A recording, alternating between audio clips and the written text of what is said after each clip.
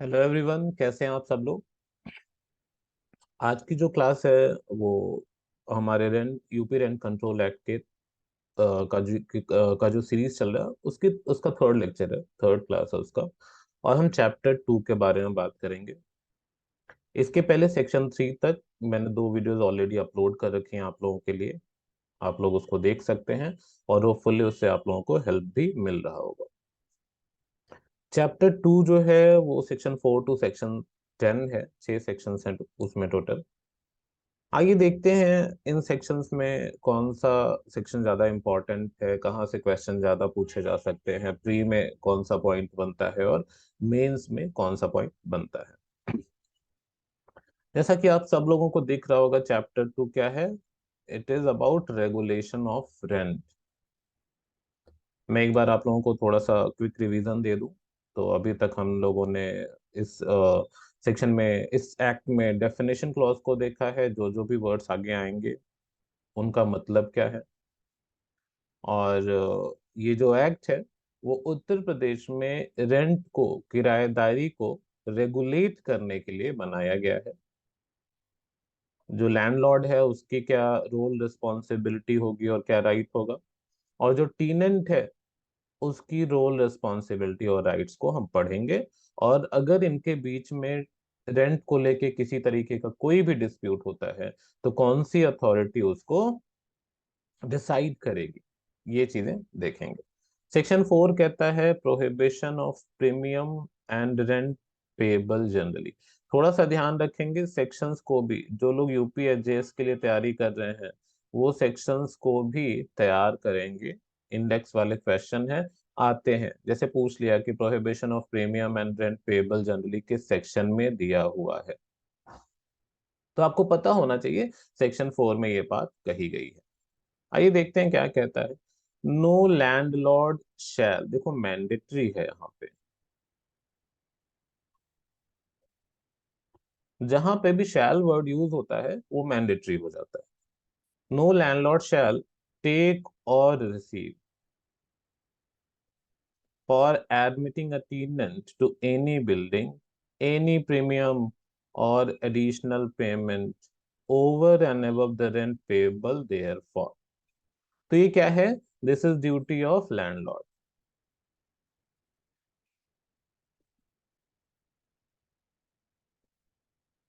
He is bound to obey this duty. इसमें क्या कहा गया है, मनाही है, रिस्ट्रिक्शन है लैंडलॉर्ड्स के लिए कि जो भी रेंट रेंट टीनेंट पे करेगा या जो भी रेंट एग्री हुआ है पे करने के लिए लैंडलॉर्ड और टीनेंट के बीच में, उस रेंट के अलावा लैंडलॉर्ड टीनेंट से ना कोई प्रीमियम लेगा और ना ही कोई एडिशनल पेमेंट लेगा। शैल वर्ड है, मैंडेटरी है। जो रेंट टीनेंट और लैंडलॉर्ड के बीच में एग्री हुआ है पे करने के लिए, उस रेंट के अलावा लैंडलॉर्ड ना ही कोई प्रीमियम लेगा टीनेंट से और ना ही कोई एडिशनल पेमेंट लेगा। ठीक है, सिर्फ वो रेंट ही लेगा, उसके अलावा कुछ भी एक्स्ट्रा पेमेंट नहीं लेगा। बाउंड है वो इस चीज को फॉलो करने के लिए, मानने के लिए। नेक्स्ट कहता है nor shall a tenant take or receive any premium for admitting a sub tenant और एनी अदर पर्सन। इसी तरीके से यहाँ पे टीनेंट बाउंड है। टीनेंट अगर सब टीनेंट को रखता है, जैसे कुछ केसेस में क्या होता है कि लैंडलॉर्ड की परमिशन से टीनेंट उस मकान में किराएदार रख सकता है। तो अगर ऐसी सिचुएशन आई जहाँ पे किराएदार एक और किराएदार रख रहा है या टीनेंट सब टीनेंट को रख रहा है या किसी और पर्सन को रख रहा है, तो इस वाले लॉ से वो भी बाउंड होगा कि वो सिर्फ और सिर्फ वो ही रेंट लेगा जो उसके और सब टीनेंट के बीच में एग्रीमेंट हुआ है, जिस चीज के लिए, जिस रेंट के लिए। उसके अलावा कोई भी प्रीमियम या कोई भी एक्स्ट्रा पेमेंट नहीं ले सकता। तो सिंपल सा है, इस बात का ध्यान रखिएगा कि जो लैंडलॉर्ड है वो टीनेंट को जब एडमिट करेगा टीनेंसी में, तो जो भी रेंट पे एग्रीमेंट हुआ है लैंडलॉर्ड और टीनेंट का, उसके अलावा लैंडलॉर्ड ना तो कोई प्रीमियम ले सकता है ना कोई एडिशनल पेमेंट ले सकता है। और इसी तरीके से अगर जो टीनेंट है वो सब टीनेंट को रखता है, किसी और किराएदार को रखता है, तो जो टीनेंट और सब टीनेंट के बीच में रेंट एग्रीमेंट हुआ है, उस रेंट के अलावा सब टीनेंट ना कोई प्रीमियम लेगा, जो टीनेंट है सब टीनेंट से ना कोई प्रीमियम लेगा और ना ही कोई एक्स्ट्रा पेमेंट लेगा। प्री का क्वेश्चन है, आया हुआ है, ध्यान रखेंगे। क्लॉज 2 कहता है except as provided in sections 5, 6, 7, 8, 9 and 10 the rent payable for any building shall be such as may be agreed upon between the landlord and the tenant, and in the absence of any agreement the standard rent। दो rent के बारे में बात किया हुआ है, बहुत common sense वाली बात है। कौन सा रेंट पेबल होगा, तो कहता है सेक्शन 5, 6, 7, 8, 9, ए और 10, इन सेक्शंस को छोड़ के, देखेंगे ये सेक्शंस आगे हम, एक्सेप्शन है, जो भी रेंट लैंडलॉर्ड और टीनेंट के बीच में एग्रीमेंट हुआ है जिस रेंट को पे करने का, वही रेंट टीनेंट लैंडलॉर्ड को पे करेगा। मैं फिर से बता दे रहा हूँ, पहला वाला क्या है, जो रेंट लैंडलॉर्ड और टीनेंट के बीच में एग्रीमेंट हुआ है, एग्रीड का मतलब क्या है, एग्रीमेंट, जिस रेंट को पे करने का एग्रीमेंट हुआ है लैंडलॉर्ड और टीनेंट के बीच में, टीनेंट वही रेंट लैंडलॉर्ड को पे करेगा। और अगर ऐसा कोई भी एग्रीमेंट नहीं हुआ है तो जो स्टैंडर्ड रेंट है, टीनेंट स्टैंडर्ड रेंट पे करेगा। ठीक है, तो सेक्शन 4 क्या कहता है कि ना तो लैंडलॉर्ड टीनेंट से कोई एक्स्ट्रा प्रीमियम लेगा या कोई एडिशनल पेमेंट लेगा, और ना ही टीनेंट सब टीनेंट से कोई एक्स्ट्रा चार्ज या एडिशनल पेमेंट लेगा। वो क्या सिर्फ ले सकता है, जो रेंट एग्री हुआ है, जिस रेंट पे एग्रीमेंट हुआ है लैंडलॉर्ड और टीनेंट के बीच में, सिर्फ वही रेंट आप रिसीव करेंगे। और वो रेंट क्या होगा, तो दो बात बताया हुआ है। पहला पहला रेंट वो है जिसके जिसके ऊपर लैंडलॉर्ड और टेनेंट के बीच में आपस में एग्रीमेंट हुआ है, और अगर ऐसा कोई भी एग्रीमेंट नहीं है तो जो स्टैंडर्ड रेंट है वही टेनेंट लैंडलॉर्ड को पे करेगा। इंपॉर्टेंट है, ध्यान रखेंगे, ये सब प्री के क्वेश्चन बनते हैं, मेंस में भी शॉर्ट नोट के लिए आ सकते हैं, तो आप लोग देखेंगे। सेक्शन 5 बात करता है rent payable in cases of old buildings.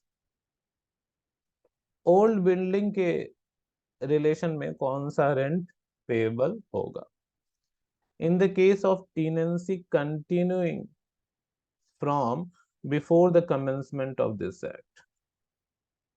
किराएदारी कब से है, इस एक्ट के आने से पहले कोई ऐसी बिल्डिंग है जिसमें किराएदार इस एक्ट के आने से पहले से ही रह रहा है, लिखा है ना, tenancy continuing from before the commencement of this act. ये एक्ट जब आया उसके पहले से ही किराएदारी चल रही है, टेनेंसी चल रही है, एक मकान में, एक बिल्डिंग में किराएदार रह रहा है इस एक्ट के आने से पहले। In respect of a building to which the old act was applicable, और उस बिल्डिंग पे ओल्ड एक्ट मतलब जो पुराना यूपी रेंट एक्ट था वो अप्लाई कर रहा था, नया वाला नहीं अप्लाई करता। तो दो कंडीशन हमने देखी, टीनेंसी कब से चल रहा था, इस एक्ट के आने से पहले टीनेंसी चल रहा था, और उस बिल्डिंग पे ओल्ड एक्ट अप्लीकेबल था। The landlord may by notice in writing, प्री का क्वेश्चन है, गिवन विद इन 3 मंथ्स, ये भी ध्यान रखेंगे, प्री का क्वेश्चन है, 3 महीने के अंदर नोटिस देना है from the commencement of this act. 3 months कब से काउंट किया जाएगा, इस एक्ट के कमेंसमेंट के 3 महीने के अंदर लैंडलॉर्ड को टीनेंट को रिटर्न में नोटिस देना है, किस बात का, to enhance the rent payable therefor to an amount not exceeding the standard rent, and the rent so enhanced shall be payable from the commencement of this act। Section 5 सिर्फ इस बारे में बताता है, इस बारे में बात करता है जहां पे कोई पुरानी बिल्डिंग है जिसमें किराएदार इस एक्ट के आने से पहले से ही रह रहा था, मतलब टेनेंसी इस एक्ट के आने से पहले से ही कंटिन्यू है, और उस बिल्डिंग पे ओल्ड एक्ट भी अप्लाई कर रहा है, नया वाला एक्ट अप्लाई नहीं कर रहा। ये एक्ट आ गया नया वाला बीच में। अब किराएदार को रेंट बढ़ाना है, तो वो कैसे बढ़ाएगा? वो ये कहता है सेक्शन 5 कि लैंडलॉर्ड को टेनेंट को नोटिस देना पड़ेगा रिटर्न। और नोटिस कब देना है? जब ये एक्ट कमेंस हुआ, जब ये एक्ट आया, उसके 3 महीने के भीतर रिटर्न नोटिस देना है लैंडलॉर्ड को टेनेंट को। मकान मालिक किराएदार को 3 महीने के भीतर, इस एक्ट के आने के 3 महीने के भीतर रिटर्न में नोटिस देगा। किस बात का? कि भाई साहब मैं रेंट बढ़ाना चाहता हूँ। और जो बढ़ा रेंट होगा वो स्टैंडर्ड रेंट को एक्सीड नहीं करेगा। जो भी स्टैंडर्ड रेंट है उस एरिया का, उससे ज्यादा नहीं होगा। ऐसा नहीं है कि आप कुछ भी रेंट लगा देंगे मनमाना, नहीं कर सकते। आप स्टैंडर्ड रेंट को एक्सीड नहीं करेंगे। और रेंट जो एक जो इनहेंस रेंट है, जो बढ़ा हुआ रेंट है, वो पेएबल कब से होगा? जिस डेट से यह कमेंस हुआ है उससे, उस डेट से माना जाएगा कि जो इनहेंस्ड रेंट है वो पेएबल होगा। तो सेक्शन 5 किस बारे में बात करता है? सेक्शन 5 उन बिल्डिंग्स के बारे में बात करता है जहां पे टीनेंसी इस एक्ट के आने से पहले से ही कंटिन्यू है और उनपे ओल्ड टीनेंसी एक्ट अप्लाई कर रहा है। ये एक्ट आ गया, अब लैंडलॉर्ड को रेंट बढ़ाना है, तो इस एक्ट के आने के 3 महीने के भीतर लैंडलॉर्ड को टेनेंट को राइटिंग में नोटिस देना पड़ेगा that I want to enhance the rent. और जो इनहेंस रेंट होगा वो स्टैंडर्ड रेंट से ज्यादा नहीं हो सकता है। नोटिस देने के बाद रेंट कब से बढ़ा मान लिया जाएगा? जिस डेट को ये एक्ट कमेंस हुआ है उस डेट से माना जाएगा इनहेंस रेंट पेबल होगा। होपफुली क्लियर है आप लोगों को। Section 6, effect of improvement on rent. Section पूछता है कि ये वाला प्रोविजन कहाँ दिया हुआ है, effect of improvement on rent. अब बड़ा सीधा सिंपल सा एक बात मैं आप लोग को बताऊं कि अगर सपोज करिए आप किसी बिल्डिंग में किराए पे रह रहे हैं और उस बिल्डिंग में कुछ इम्प्रूवमेंट करवाना है, तोड़ फोड़ करवाना है, मान लीजिए जैसे किचन ही खराब है वहां का, और मकान मालिक ने किचन बनवा दिया, एकदम नया मॉड्यूलर किचन बनवा दिया, दो दो चार चीजें और भी बनवा दी, तो बहुत कॉमन सेंस है ना, किराया बढ़ेगा ही बढ़ेगा ऐसी सिचुएशन। सेक्शन 6 वही बताता है। आइए देखते हैं क्या कहता है। Notwithstanding anything contain in section 4 और section 5 but subject to the provisions of section 8। Section 4 और सेक्शन 5 में जो कुछ भी कहा गया है उसके कहे जाने के बावजूद, मीन स्पाइट ऑफ सेक्शन 4 और section 5, despite of section 4 and section 5, but section 8 के प्रोविजंस को ध्यान में रखते हुए, where the landlord has after the commencement of this act, इस एक्ट के आने के बाद लैंडलॉर्ड ने क्या किया है? Either with the consent of the tenant, tenant की कंसेंट से, और in pursuance of any requirement of law, या लॉ कह रहा है इसलिए काम कर रहा है, या तो टेनेंट की कंसेंट से इम्प्रूवमेंट करवा रहा है, या लॉ ने वो चीज प्रिस्क्राइब करी है, लॉ वो कहता है इस वजह से ये इम्प्रूवमेंट करवा रहा है, made any improvement in the building. Landlord ने बिल्डिंग में कोई इम्प्रूवमेंट करवाया है, he may by notice and writing to the tenant given within 3 months from the date of completion of the improvement enhance the monthly rent of the building। तो landlord क्या करेगा? अगर उसको रेंट बढ़ाना है इम्प्रूवमेंट करने के बाद, तो जिस दिन इम्प्रूवमेंट कंप्लीट हुआ है लैंडलॉर्ड 3 महीने का नोटिस देगा टेनेंट को। किस बात का? कि भाई साहब जो इम्प्रूवमेंट करवाना था वो तो मैंने करवा दिया, अब मैं चाहता हूँ कि किराया बढ़े इस वक्त इस बिल्डिंग का, मैं किराया बढ़ाना चाहता हूँ, उसके लिए मैं आपको 3 महीने का नोटिस दे रहा हूँ। 3 महीने का नोटिस कब से काउंट होगा? तो जिस दिन इम्प्रूवमेंट कंप्लीट हुआ उस दिन से 3 महीने के भीतर लैंडलॉर्ड को टेनेंट को नोटिस देना है for enhancement of rent by an amount not exceeding 1% of actual cost of such improvement। और इनहेंस रेंट कितना होगा, जितना भी उस इम्प्रूवमेंट का एक्चुअल कॉस्ट है उसका 1% ही होगा। जो भी उस इम्प्रूवमेंट का एक्चुअल कॉस्ट है उसके 1% से ज्यादा आप रेंट को इनहेंस नहीं कर सकते। ये प्री का question,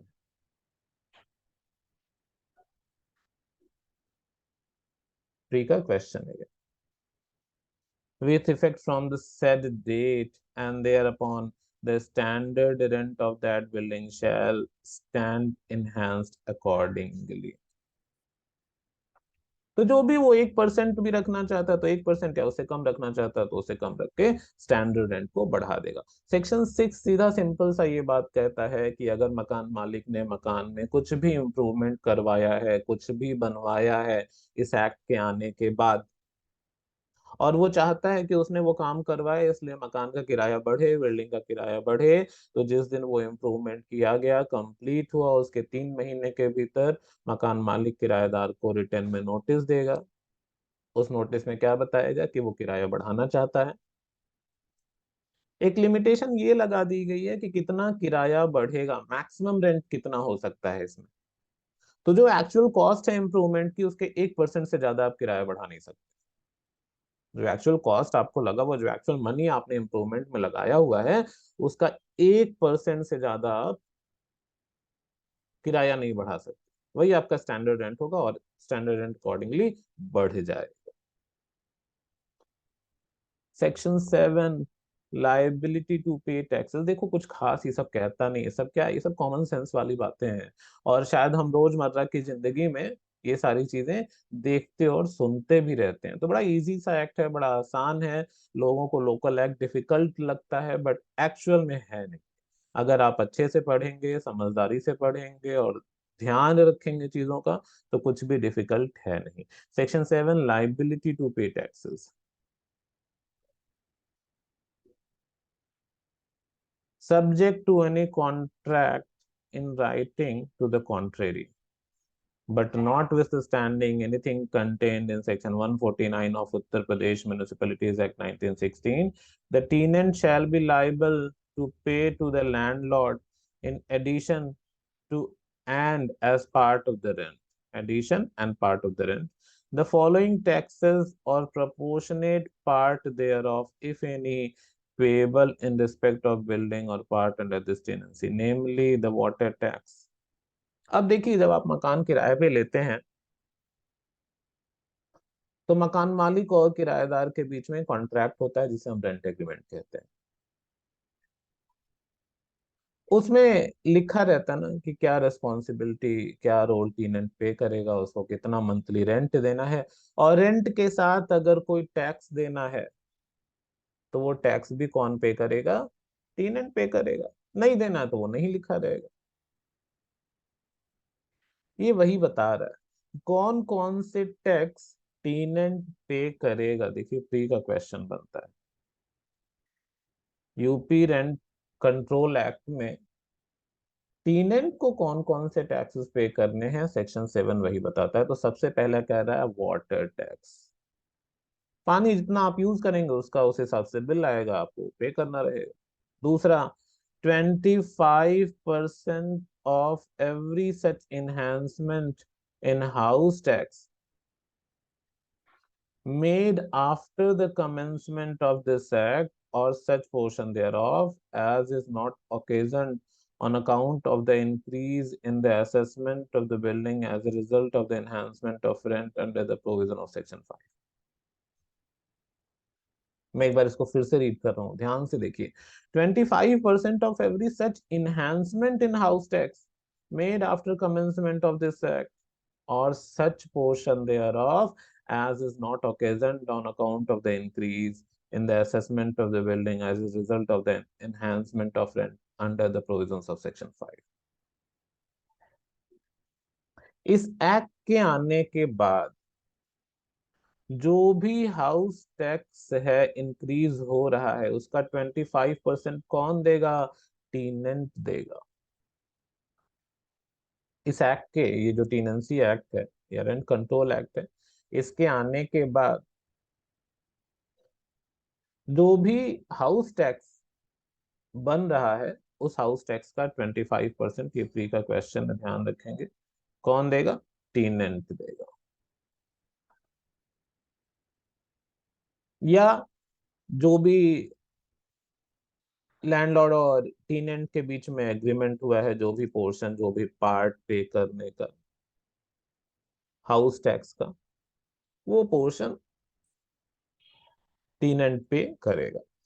Provided that nothing in this section shall apply in relation to a tenant, the rate of rent payable by whom for the time being, excluding the enhancement of rent under the provisions of section 5, does not exceed 25 rupees per month। ये pre का question है। Pre का question है, provided that nothing in this section shall apply in relation to a tenant, the rate of rent payable by whom for the time being does not exceed 25 rupees per month। 25 रुपए per month वो rent दे रहा है, तो फिर जो house tax है वो उसे पे नहीं करना पड़ेगा। लिखा हुआ ना, provided that nothing in this section, house tax, water tax दोनों, सेक्शन 7 में जो भी बातें कही गई हैं वो अप्लाई नहीं होंगी उस टेनेंट पे जिसका मंथली रेंट 25 रुपीज को एक्सीड नहीं कर रहा है। ठीक है, प्री का क्वेश्चन है। तो सेक्शन 7 बताता है लाइबिलिटी टू पे टैक्सेस किसका? टीनेंट की लाइबिलिटी यहाँ पे बता रहा है। टीनेंट को कौन कौन से टैक्सेस पे करने पड़ेंगे? वाटर टैक्स और हाउस टैक्स जो भी बन रहा है इस एक्ट के आने के बाद उसका 25% टीनेंट पे करेगा। लेकिन अगर टीनेंट का मंथली रेंट 25 रुपए से ज्यादा नहीं है तो वो कोई टैक्स पे नहीं करेगा, सेक्शन 7 उस पर अप्लाई ही नहीं होता है।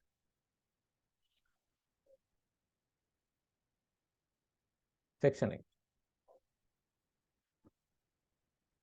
disputes regarding amount of standard rent etc।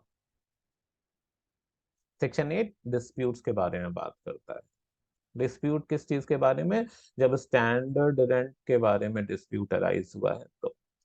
where a dispute arises with regard to the amount of standard rent or to the amount of enhancement of rent permissible under section 5, section 6, or to the date with effect from which such enhancement shall take effect, or to the amount of taxes payable by tenant under section 7, or to the amount of proportionate rent payable by the tenant after a part of building or any land apparent thereto is released under section 16 or 21, or to the amount of rent payable by the original tenant for new building allotted to him under subsection 2 of section 24, the district magistrate shall, on an application being made in this behalf by order, determine such dispute। एक बार मैं इसको फिर से दिखा रहा हूं आप लोगों को कौन कौन से डिस्प्यूट्स यहाँ पे हैं। पहला डिस्प्यूट अराइज हुआ है अमाउंट ऑफ स्टैंडर्ड रेंट को लेके, कि कितना स्टैंडर्ड रेंट पे करना है, उसको लेके टेनेंट और लैंडलॉर्ड के बीच में डिस्प्यूट अराइज हो गया। उस डिस्प्यूट को कौन डिटरमाइन करेगा? District magistrate. एरिया का जो डिस्ट्रिक्ट मजिस्ट्रेट है, प्री का क्वेश्चन है, ध्यान रखिए, एरिया का जो डिस्ट्रिक्ट मजिस्ट्रेट है उस डिस्प्यूट को रिजॉल्व करेगा। दूसरा डिस्प्यूट क्या है?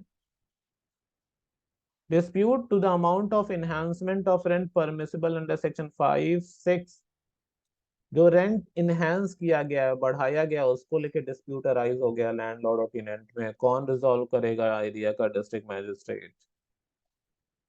Third dispute to the date with effect from which such enhancement shall take place, जो इनहेंसमेंट हुआ है रेंट का वो किस डेट से पेएबल होगा, इस चीज को लेके टेनेंट और लैंडलॉर्ड में अगर डिस्प्यूट अराइज हो गया है, कौन डिसाइड करेगा? डिस्ट्रिक्ट मैजिस्ट्रेट डिसाइड करेगा।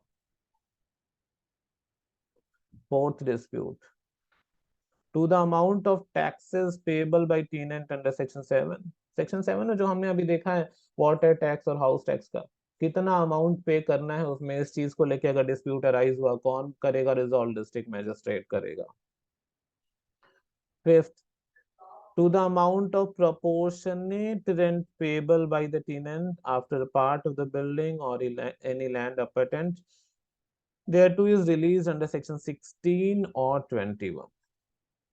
सेक्शन 16 21 देखेंगे जब, उसमें तो लैंडलॉर्ड के फेवर में बिल्डिंग को खाली करवाया जाता है, रिलीज करवाया जाता है। तो उस सिचुएशन में कितना प्रोपोर्शन या कितना amount as a rent tenant को पे करना है, या लैंडलॉर्ड टीनेंट को कितना वापस करेगा, दोनों पार्टीज में जिसको भी जो ही पे करना होगा, उस पे अगर डिस्प्यूट हुआ तो कौन डिसाइड करेगा? डिस्ट्रिक्ट मैजिस्ट्रेट डिसाइड करेगा। Six, to the amount of rent payable by the original tenant for the new building allotted to him under subsection 2 of 24। देखेंगे इसमें, देखो होता क्या है कि बिल्डिंग में रह रहा था टेनेंट, अब उस बिल्डिंग को तोड़ वोड़ के नया बिल्डिंग बनाना है, तो खाली करवा के फिर से तोड़ फोड़ करके नई बिल्डिंग बनाई जाएगी। तो ऐसी सिचुएशन में ओरिजिनल जो पुराना टेनेंट था वो चाहे तो नई बिल्डिंग में आ सकता है, लेकिन बिल्डिंग नहीं है तो रेंट भी तो नया हो जाएगा ना। तो ऐसे सिचुएशन में कितना रेंट पे करना है नई बिल्डिंग को लेके, अगर उस रिस्पेक्ट में डिस्प्यूट होता है तो कौन रिजॉल्व करेगा? उस एरिया का डिस्ट्रिक्ट मैजिस्ट्रेट। फ्री का क्वेश्चन है, ध्यान रखिएगा, बहुत बढ़िया है। तो अगर मैं इसको समराइज करूं तो टेनेंसी को लेके किसी भी तरीके का, रेंट को लेके किसी भी तरीके का, या डेट किस डेट से रेंट पेबल है, या टैक्सेस कौन कौन से पे करने हैं, इस चीज को लेके किसी भी तरीके का लैंडलॉर्ड और टेनेंट के बीच में डिस्प्यूट उठता है तो कौन डिसाइड करेगा? डिस्ट्रिक्ट मैजिस्ट्रेट डिसाइड करेगा उस डिस्प्यूट को। सेकंड कहता है where the assessment of a building occupied by a tenant is lower than agreed rent payable therefore। जो बिल्डिंग का असेसमेंट करवाया गया, स्टैंडर्ड रेंट के लिए असेसमेंट करवाया जाता है, जैसे अथॉरिटी को जुरिस्डिक्शन है वो असेस करती है, वो जो असेसमेंट है वो एग्रीड रेंट से कम है। एग्रीड रेंट का मतलब क्या हो गया? लैंडलॉर्ड और टेनेंट के बीच में जो एग्रीमेंट हुआ है कि आप मंथली इतना रेंट पे करेंगे इस मकान के लिए, इस बिल्डिंग के लिए, वही एग्रीड रेंट कहलाएगा। वो असेसमेंट जो है वो एग्रीड रेंट से कम है। The district magistrate, on an application of the tenant or of his own motion, may, after giving to the landlord an opportunity of being heard, direct the local authority concerned to enhance the assessment in accordance with the agreed rent, with effect from the date from which the agreed rent has been payable or the date of commencement of this act, whichever is later. Thereupon, notwithstanding anything contained in the law relating to that local authority, the assessment shall be corrected accordingly। तो अब क्या है? Assessment जो है concern authority के द्वारा जो किया गया है वो एग्रीड रेंट से कम है। अब ऐसी सिचुएशन में जो टीनेंट है वो डिस्ट्रिक्ट मैजिस्ट्रेट को एप्लीकेशन दे सकता है। ये भी देखिए, दोनों में ही डिस्ट्रिक्ट मैजिस्ट्रेट को पावर है, फ्री का क्वेश्चन बन सकता है। टीनेंट डिस्ट्रिक्ट मैजिस्ट्रेट को एप्लीकेशन दे सकता है, या district magistrate suo motu on his own motion,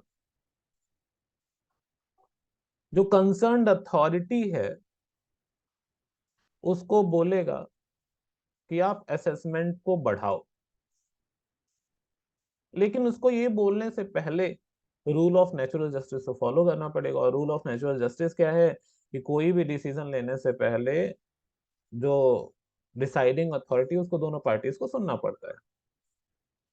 तो यहाँ पे डिस्ट्रिक्ट मैजिस्ट्रेट लैंडलॉर्ड को सुनेगा, उसके बाद ही कंसर्न्ड अथॉरिटी को बोलेगा कि वो असेसमेंट का रेट बढ़ा के एग्रीड रेंट के बराबर करे।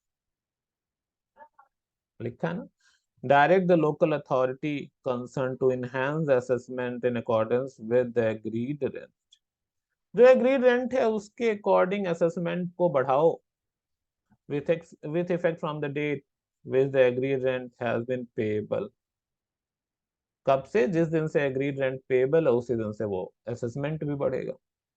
और the date of commencement of this act, या जिस डेट को ये एक्ट कमेंस हुआ है, whichever is later, and thereupon notwithstanding anything contained in the law relating to that local authority, the assessment shall be corrected accordingly.